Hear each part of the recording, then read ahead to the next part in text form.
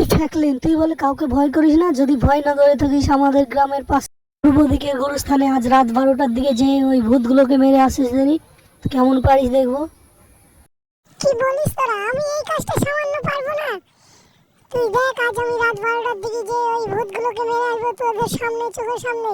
তবে বন্ধুরা, ভূতগুলোকে মারার আগে বন্ধুরা আপনাদেরকে আমার কার কালেকশনগুলো দেখাই। দেখে নেন এই কার কালেকশনগুলো, কত সুন্দর রেসিং কার আমাদের কাছে আছে, ল্যাম্বরগিনি আছে, স্কুল বাস আছে। দেখে নেন সুন্দর একদম কার, সুন্দর সুন্দর। বন্ধুরা, তোমাদের যদি এই কারগুলো পছন্দ হয়ে থাকে তাহলে আমাকে একটু সাবস্ক্রাইব করে লাইক করো এবং কমেন্টে বলো এই কার, কোন কারটি তোমাদের চিরকুট চাই। তো বলার সঙ্গে সঙ্গে আমি চিরকুটটি কমেন্ট বক্সে দিয়ে দেবো।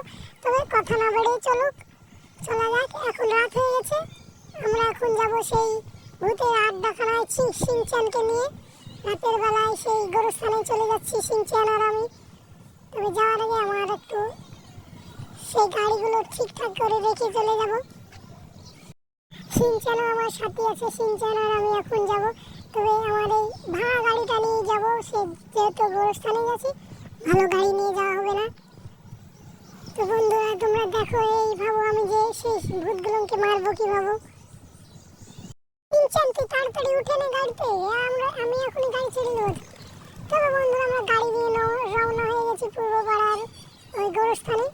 সেই পূর্ব দিকে গোরস্থানে আমরা যে সেই ভূতগুলোকে মারবো কিভাবে দেখবেন বন্ধুরা। যাওয়ার আগে আমি জঙ্গলে গাড়ি উড়িয়ে দিয়েছি, আমার সঙ্গে কিরকম কি হচ্ছে আমি বুঝতে পারছি না। আর কিছু না বলে যাওয়া যায় গাড়িতে। আমি ওই ভূতগুলোকে মেরেই তবে ফিরবো। এই দেখুন কত সুন্দর একটা দোতলা বাড়ির সামনে, এই বাড়ির পাশ পেছে সেই গোরস্থান।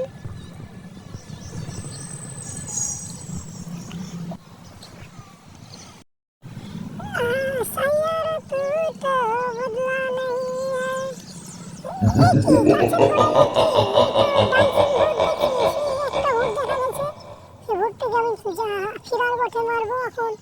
এই পাহাড়ের পেছে গোরস্থানের পাশে আমরা এখন চলে যাবো। কি যেন বলে গ্রামের লোকে বলে আমি ভূতকে দেখে ভয় পাই। দেখ আজ গোরস্থানে গিয়ে আমি ভূতকে কিভাবে মারবো। তো বন্ধুরা, আমরা ভূতের গোরস্থানে চলে এসেছি। এই দেখো কি অন্ধকার এই গোরস্থানের পাশে।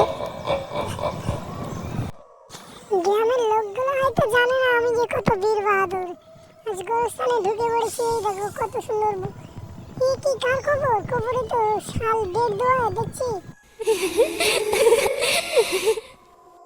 ভাই, এটা কিসের আওয়াজ ছিল? ডাইনির আওয়াজ তো মনে হয়। জানিয়েছে সে আমি গোরস্থানে ঢুকেছি। তা এখন কি করবো? এখন তো ডাইনি ভূত চলে এসেছে।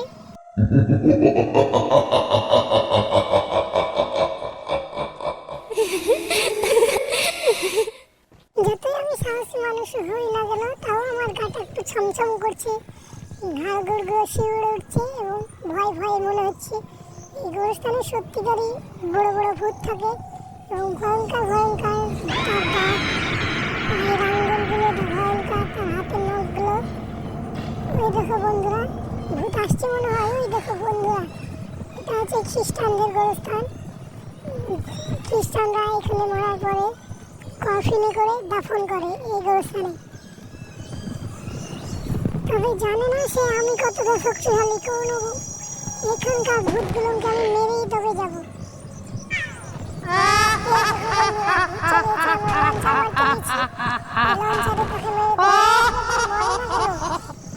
মেশিন গানটা নিয়ে দেখি মারা যায় কি। এই দেখো আমি মারছি কিভাবে। কি মরে না কেন? তাহলে কি সত্যি ভূত গুলি খেয়ে গুলি তো মরে না? মনে হচ্ছে মেশিন গানে ভূত মারা যায় না। বন্ধুরা, আমি কি করে মারবো তোমরা একটু কমেন্টে বলো।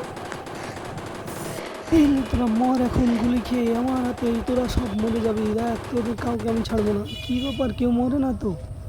কি তাহলে কি আজকে আমার মরার দিন চলে এসেছে? আমাদেরকে মারতে হলে তো ভিডিওতে লাইক করতে বলো, যদি না হলে তো আমাদের কাউকে মারতে পারবে না। আর শ্রমিক আমাদের হাতে আমরা আছি এই গরুর সঙ্গে। ক্ষান্ত ভয়ঙ্কর ভূত, তোরা তোকে আজ কেউ বাঁচাতে পারবে না, একমাত্র বাঁচাতে পারে তোর শ্বাস খাওয়া। যদি বাঁচাতে চাস তাহলে একটা লাইক একটা সাবস্ক্রাইব করতে পার, তাহলে কোনো মরবো। তো বন্ধুরা ভূতেরা কি বললো শুনলে তো, তো তোমরা কেউ কি আমাকে একটা লাইক করে বাঁচাতে পারবে না?